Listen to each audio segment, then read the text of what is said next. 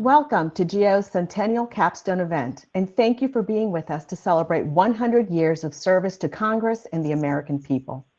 I'm Etta Emanuele Perez, GAO's Deputy General Counsel. Today, we're going to hear from GAO staff and leadership and from members of Congress about GAO's work, history, and vision for the next 100 years.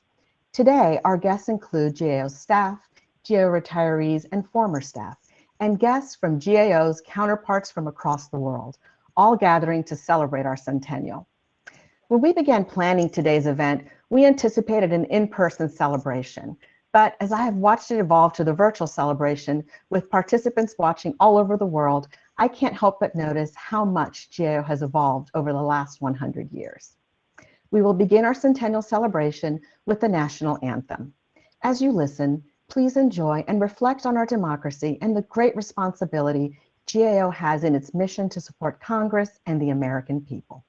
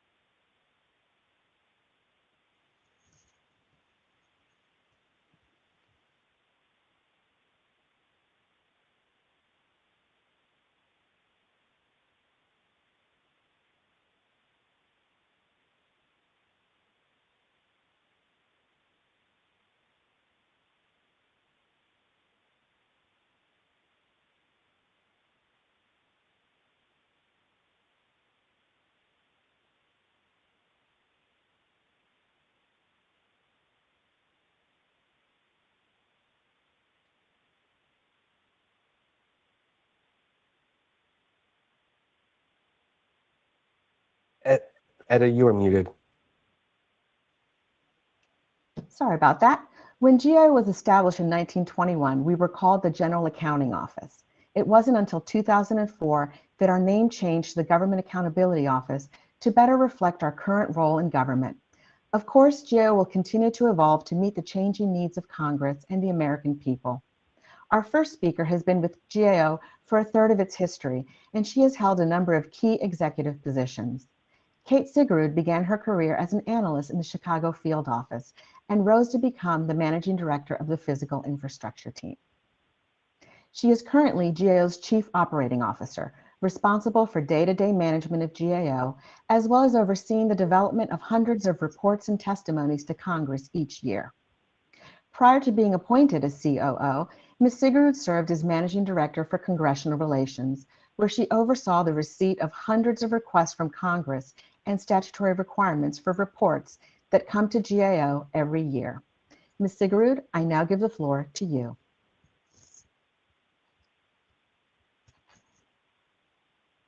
Thanks, Etta, for that introduction. I also want to thank the organizers of today's Centennial event. I'm very pleased to be able to say a few words about the agency's history and its leaders. As I'm sure you know, GAO's mission and work have evolved over time, from voucher auditing to the wide range of professional services we provide today.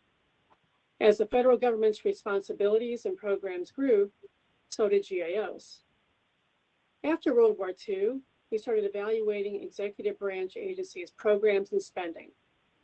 Congress expanded our evaluation role in the 70s, leading us to start hiring economists, methodologists, actuaries, and experts in fields such as healthcare, public policy, and computer science. Most recently, we've expanded our capacity in science and technology to respond to emerging information needs that Congress has in those areas.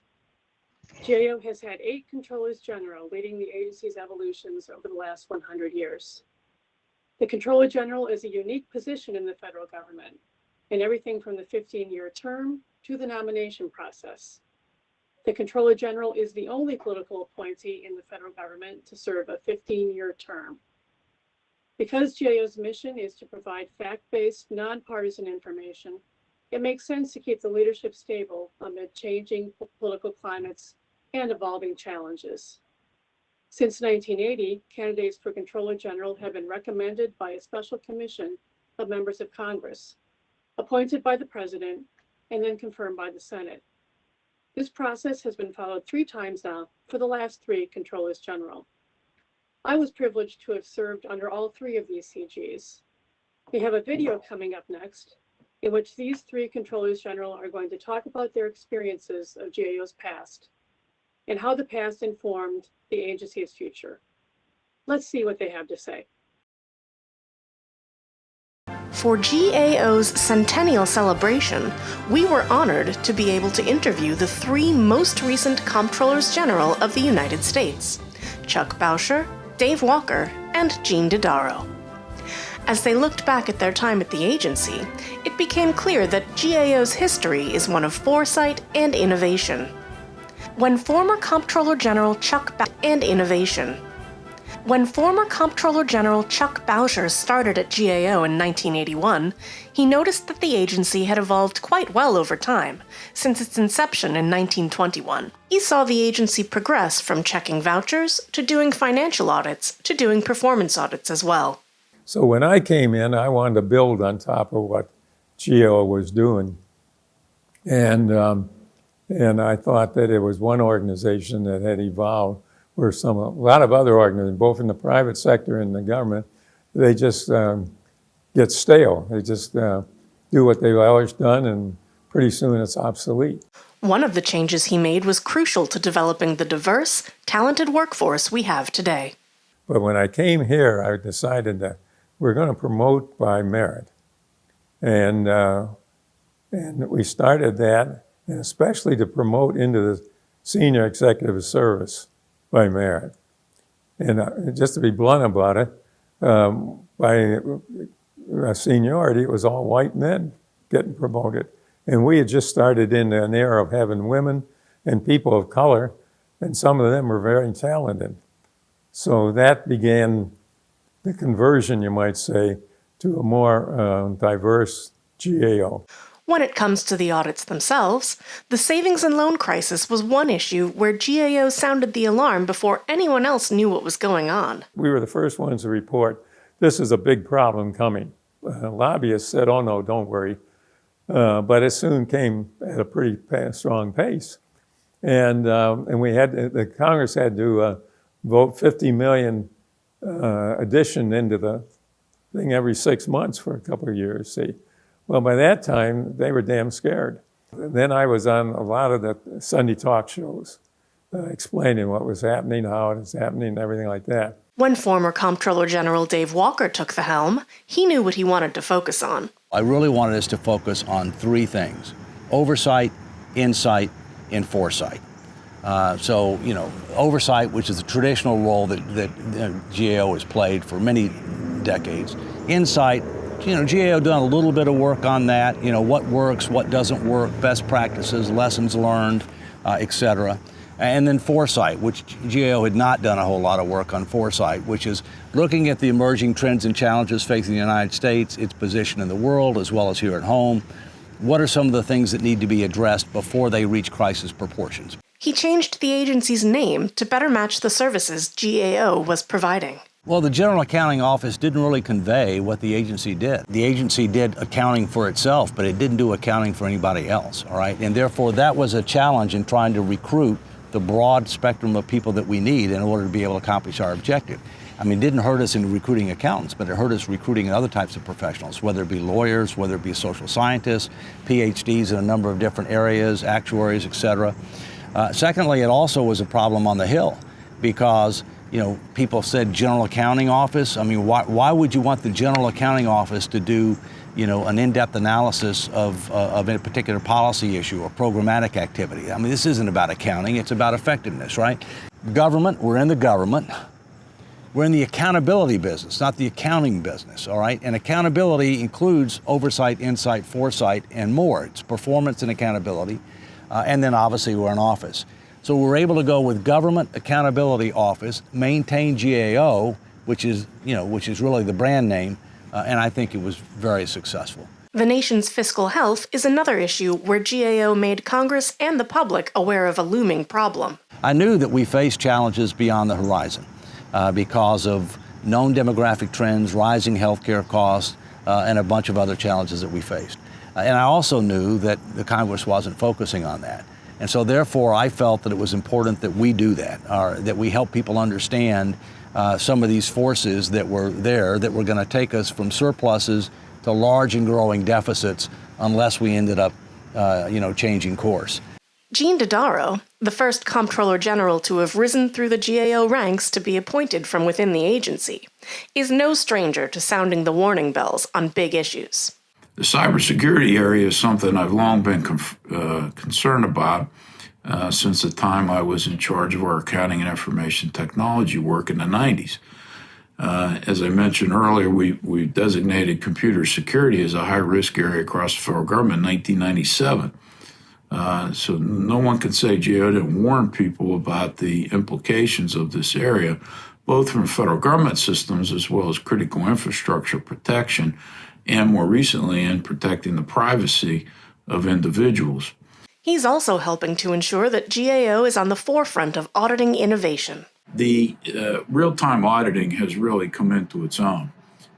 The global financial crisis, stimulus legislation during the Great Recession, COVID-19 responsibilities, natural disasters, and others have really placed the premium on GAO having the capabilities to do real-time auditing and a report on a really frequent basis to the Congress, in some cases on every 2 months as these efforts unfold. So that's really a new dimension added to our work. And he's still keeping GAO focused on foresight. Also, we're doing more foresight work through strategic planning, our Strategic Foresight Center, trying to alert the Congress to emerging issues and to help focus their attention so they have time to think about, deliberate, and act before problems become a crisis. Science and technology issues are becoming increasingly critical to government operations. There's cybersecurity, dealing with a pandemic, and so much more. Consequently, GAO has created a special team of experts to deal with these issues. In the science and technology area, in the cybersecurity area, I've been very focused on improving our capabilities in those areas. Science and technology is evolving faster at a more rapid pace than any time in human history. And so it's confronting our government and our Congress with important new issues that they need to respond to. Our mission there has evolved greatly. I've been giving that much attention. support. The Congress has weighed in and given us a lot more encouragement and support and resources lately to expand that science and technology capabilities to help them understand emerging technologies like artificial intelligence, quantum computing. We've set up an innovation lab at GAO to begin testing out new procedures. Throughout all these changes, GAO leaders have also tried to ensure that the workplace is a fair and equitable one, where people values are emphasized. Central to my core beliefs and management philosophy is a commitment to people, to make sure that everyone who works at GAO feels valued, respected, and treated fairly.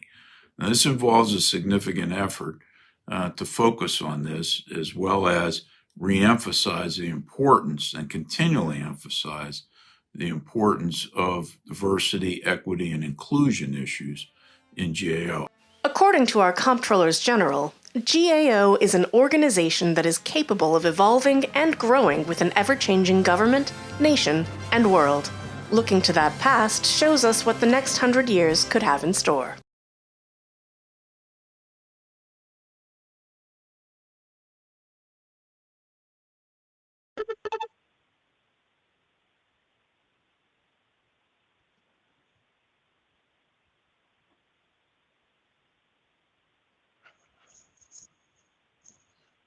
Thank you, Ms. Sigerud, for your inspiring remarks.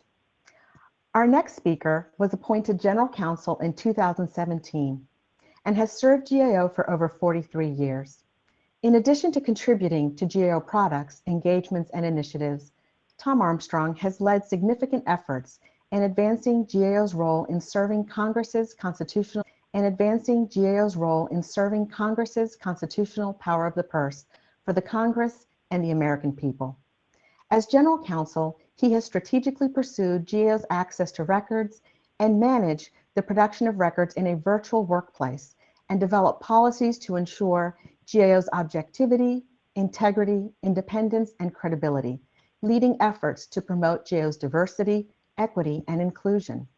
He is responsible for GAO's legal decisions issued under the Competition and Contracting Act, the Impoundment Control Act, the Anti-Deficiency Act, and other laws addressing the legal availability of public funds. Mr. Armstrong is also the chair of the Centennial Planning Committee and has overseen the planning and execution of the numerous events we are celebrating this year. Mr. Armstrong, please turn your camera on and the floor is now yours. Thanks very much, Etta. Good afternoon, everyone. It is indeed my pleasure to introduce the leaders of GAO's Congressional Oversight Committees. They were kind enough to join us today by video. It is particularly appropriate, I think, that our congressional partners join our celebration today. Put simply, GAO exists to serve and protect Congress's constitutional power of the purse. It was a little over 100 years ago today, on June 10th, 1921, when President Harding signed into law the Budget and Accounting Act of 1921. That law established the U.S. General Accounting Office, known today as the U.S. Government Accountability Office. 3 weeks later, on July 1st, GAO commenced operations. Those operations included, as Kate mentioned, audits of vouchers of executive spending and issuing decisions on the legal availability of public money appropriated to the executive by Congress.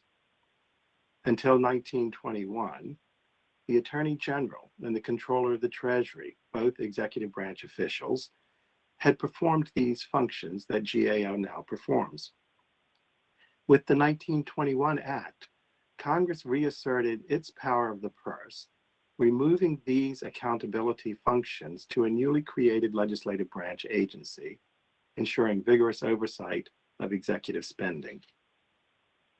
Underscoring this intention, Representative James William Good, then chair of the House Appropriations Committee, recounted in floor debate over the 1921 Act an earlier incident involving President Grover Cleveland.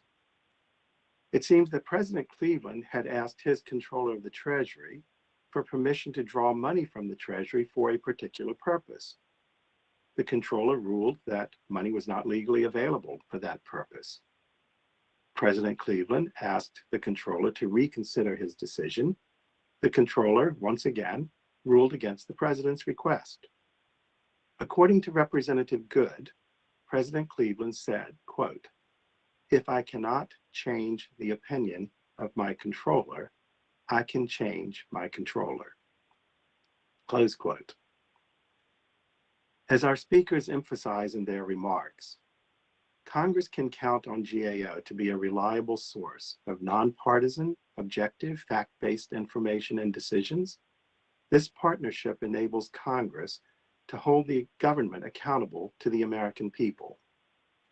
I now have the great honor to introduce our speakers, the Honorable Gary C. Peters, Chair of the Senate Committee on Homeland Security and Governmental Affairs, the Honorable Rob Portman, Ranking Member of the Senate Committee on Homeland Security and Governmental Affairs, the Honorable Carolyn B. Maloney, Chair of the House Committee on Oversight and Reform, the Honorable James Comer, Ranking Member of the House Committee on Oversight and Reform. Let's hear what they have to say.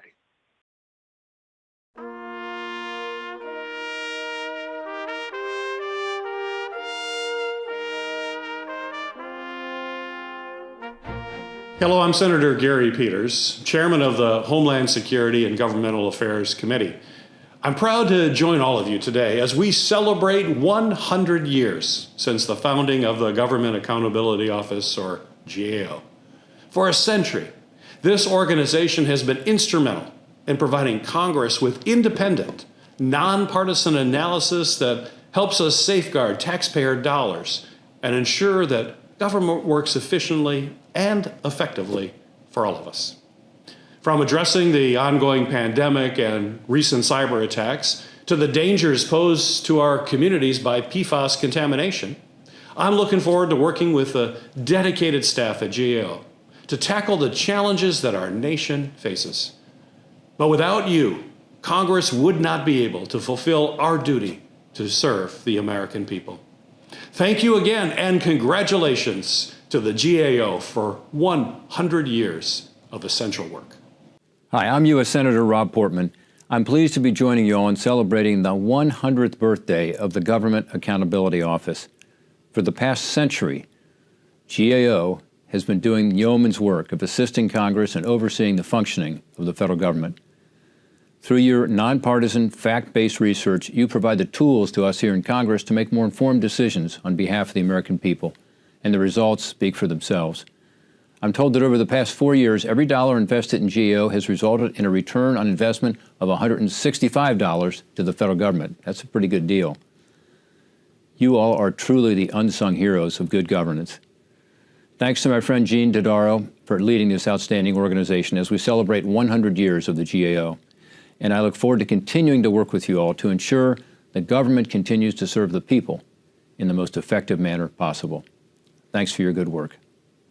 As the chairwoman of the House Committee on Oversight and Reform, I am proud to celebrate GAO's 100th anniversary. For a century, Congress has relied upon GAO to serve as our watchdog. We have counted on GAO to be a reliable source of nonpartisan, objective, and fact-based work. The benefits of GAO's work extend far beyond the federal government. For every $1 Congress invests in GAO, you get a return of $165 that flows from GAO's work. GAO delves deeply into issues that affect Americans every day, including the opioid crisis, rising healthcare costs, and ensuring equal access to education. And GAO continues to go above and beyond in meeting the needs of Congress, thanks to the deep commitment of your talented, diverse, and professional workforce. I would like to say thank you from the bottom of my heart and extend my sincerest gratitude to each and every one of you for your commitment to public service and for your essential work that you perform to ensure our federal government is continuously improving. Congratulations on your centennial. I'm Congressman James Comer from the Commonwealth of Kentucky, and I serve as ranking member of the House Oversight Committee. It's a privilege to join you by video today to celebrate 100 years of the Government Accountability Office. Congress created the GAO to help us with our work, and ever since its creation, the GAO has served as a partner in creating positive change for the American people. Being on the Oversight Committee means I have the opportunity to be a first-hand witness to GAO's daily quality work holding the government accountable to the American people. As a key legislative branch partner, GAO is an asset to Congress by tracking how American taxpayer dollars are spent, reporting on how our government is stewarding their investment, and bringing valuable legislative reform ideas to our committee. The GAO helps expose waste, fraud, and abuse across the federal government, which allows us to address those issues and make our government work better for those it serves. The GAO has also provided outstanding detailees to the Oversight Committee over the years to help us with our work. I greatly appreciate the GAO's work, and I'm proud to congratulate you on reaching this milestone in the agency's history. I look forward to continuing to work with this institution for years to come and partnering with you on ways to make the government work more effectively and efficiently for the American people.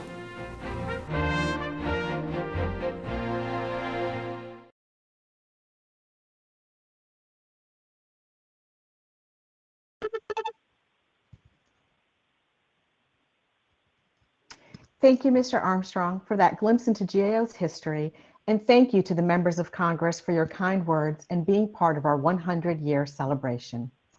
Our next speaker, Carl Machino, is the Chief Administrative Officer and Chief Financial Officer of GAO.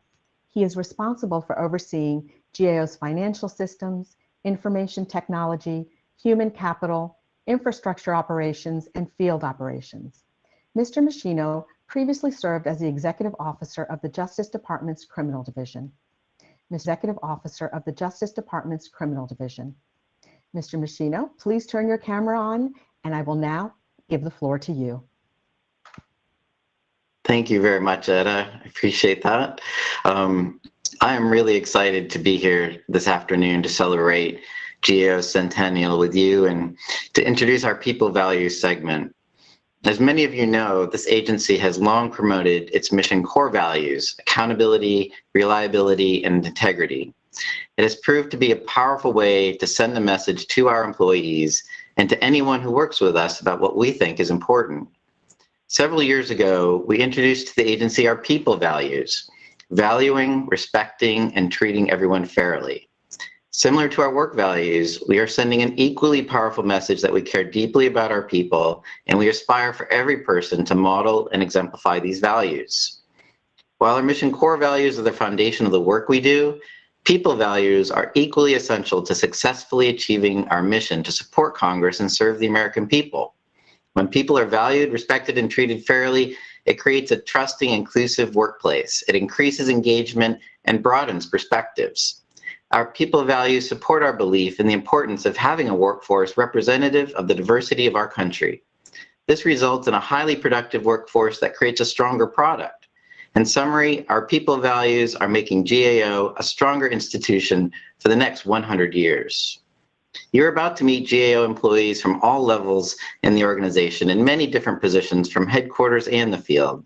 These folks represent the great diversity found in our organization's different communities, ethnicities, genders, and generations. And they will tell us a little bit about themselves, their position at GAO, and what they bring to that position that enriches the work we do here. But before that, I want to share with you one of the important reasons that I decided to come work for GAO. Of course, I was attracted to the mission of GAO, but I was also struck by the obvious passion for diversity and inclusion. Yes, the agency is regularly recognized for its leadership in this area, but I was particularly swayed by the emphasis placed upon DE&I and Goal 4 of the agency's strategic plan. I know passion and strategic plan are words that are rarely used together, but it's true. I think it speaks to GAO's commitment in this area. So the emphasis on diversity, equity, inclusion, and our people values is not only about the people who are here already, but it is about attracting people who share these values, further strengthening our workforce.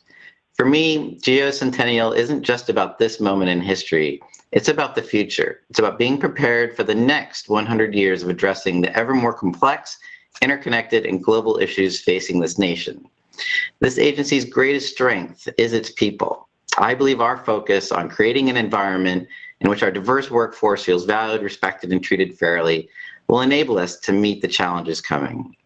Now we have the opportunity to hear from some of our people, who they are and how that diversity contributes to GAO and its future. Take it away.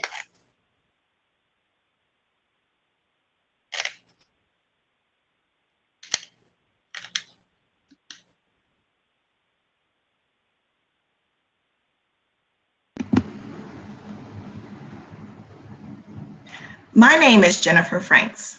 I am a leader, a planner, an avid traveler, and a facilitator of agency new hire in diversity, equity, and inclusion courses as a member of GAO's adjunct faculty.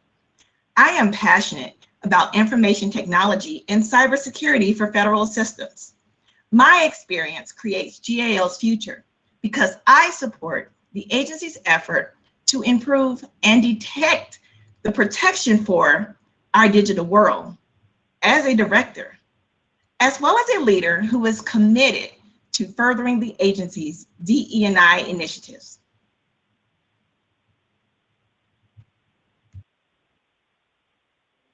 Hi, my name is Stephanie Gustafson. I'm an LGBTQ veteran who served as a diesel mechanic in the Navy. I am passionate about the power of language and stories to create change and build connections despite our differences. So I earned a PhD in English and taught writing and literature to community college students in New Mexico and Minnesota. My experience creates GAO's future because now I use my talents as a communications analyst to help draft clear, concise reports. I also facilitate agency-wide discussions for the Diversity and Literature Book Group. Thank you. Hello, my name is Jeremy Rogers. I am a first-generation college graduate and disability advocate. I'm passionate about using my post-secondary education in clinical mental health counseling to accommodate veterans and adult learners with disabilities. My experience creates GAO's future because I now help develop and manage inclusive courses and resources that teach diversity, equity, inclusion, and accessibility in our work environment. Thank you. Hi, my name is Emily Pinto. I am a wife, a mom, and the daughter of an immigrant. Growing up, my mom would often tell me about the day she first arrived to this country, as well as the day she became a citizen. Hearing her stories made me determined to pursue a career in public service, and I have realized that dream by being part of GAO's future to actively improve the efficiency of our government. My work here as a senior analyst helps to ensure that the management and oversight of our nation's nuclear weapons is effective and protects the communities we all live in. Thank you. My name is Tyler Sponable. I'm an attorney, a travel enthusiast, and a citizen of the Cherokee Nation. I've experienced firsthand the importance of accountability, transparency, and consistency as core principles for building trust between the federal government and underserved communities. My experiences create GAO's future because I can use those life experiences when providing legal support to help GAO promote nonpartisan, fact-based work. Hi, my name is Deanna Martin. I am a busy mom, professor, advanced public health nurse, and a lover of Afro-Caribbean music and dance. I am passionate about public health and disease prevention. My experience helps to create GAO's future because I now provide clinical consultations and health advice on a variety of healthcare issues as a nurse consultant here at GAO. Thank you. Hi, my name is Michelle Bracey. I'm a coach, I'm a mentor and instructor. I am passionate about helping people at GAO develop their career goals through coaching and mentoring. My experience creates GAO's future because as the GAO mentoring program manager, I help people discover what's possible for them at GAO. Thank you. Hi, my name is Chris Stone. I'm a veteran as a combat photographer and videographer, and I'm passionate about podcasting, social media, and of course, photography.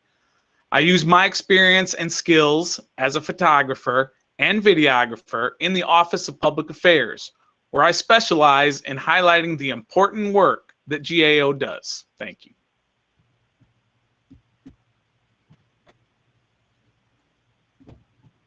Hi, my name is Sarah. I'm a mom of three, a Girl Scout leader, and I'm always up for an adventure. I'm a believer in listening to and learning from others, and I'm passionate about broadening youth perspectives. Before GAO, I worked with the United Nations and the United Nations Development Program, focusing on sustainable economic development and women's advancement and gender equality initiatives.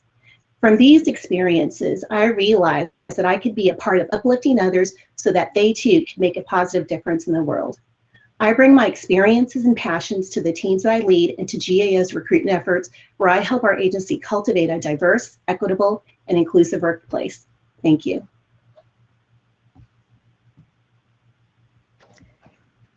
Thank you to Mr. Machino and to all of our staff for representing GAO to our audience.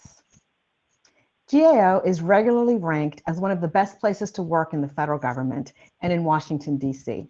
And this year, GAO has again been named one of the best places to work in the federal government, coming in first among mid-sized agencies. That is due in no small part to our final speaker, Gene Dodaro, Comptroller General of the United States. Mr. Dodaro's career at GAO dates back more than 45 years, and he has held a number of key executive posts. Mr. Dodaro led the development of GAO's strategic plans for serving Congress and improving government in the 21st century. He also played a key role in guiding the agency's efforts to highlight current and emerging issues that warrant attention from policymakers. Mr. Dodaro was appointed as Comptroller General in 2010, having previously served as Acting Comptroller General, Chief Operating Officer, and Principal Assistant Comptroller General. He is the 8th Comptroller General of GAO and is 11 years into a 15-year term. Mr. Dodaro, it is an honor to give you the floor.